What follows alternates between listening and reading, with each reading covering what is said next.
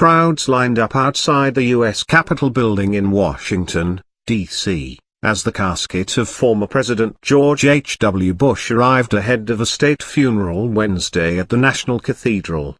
The 41st U.S. president died last Friday at age 94 at his home in Houston, Texas.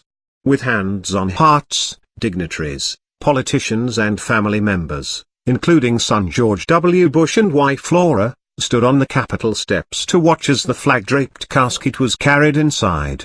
Nearby, a 21-gun salute rang out.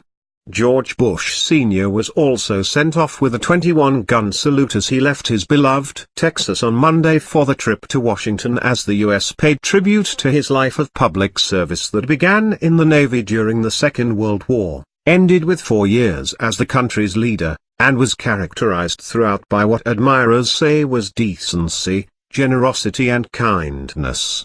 A long motorcade accompanied the hearse carrying Bush's body from a Houston funeral home to nearby Ellington Field for the trip to the nation's capital on an aircraft that often serves as Air Force One.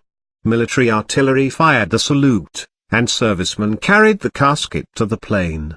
Senate Majority Leader Mitch McConnell, the first official to speak in the Capitol Rotunda, described Bush as a humble servant and a principled leader. He kept us flying high and challenged us to fly higher still, and he did it with modesty and kindness that would have been surprising in someone 1/10 as tough and accomplished as he was, McConnell said.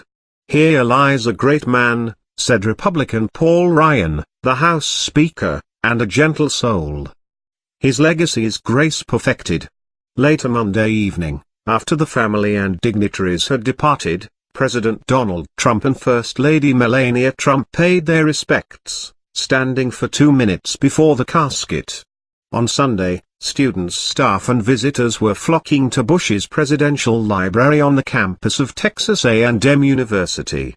Thousands of mourners paid respects at a weekend candlelight vigil at a nearby pond, and others contributed to growing flower memorials at Bush statues at both the library and a park in downtown Houston.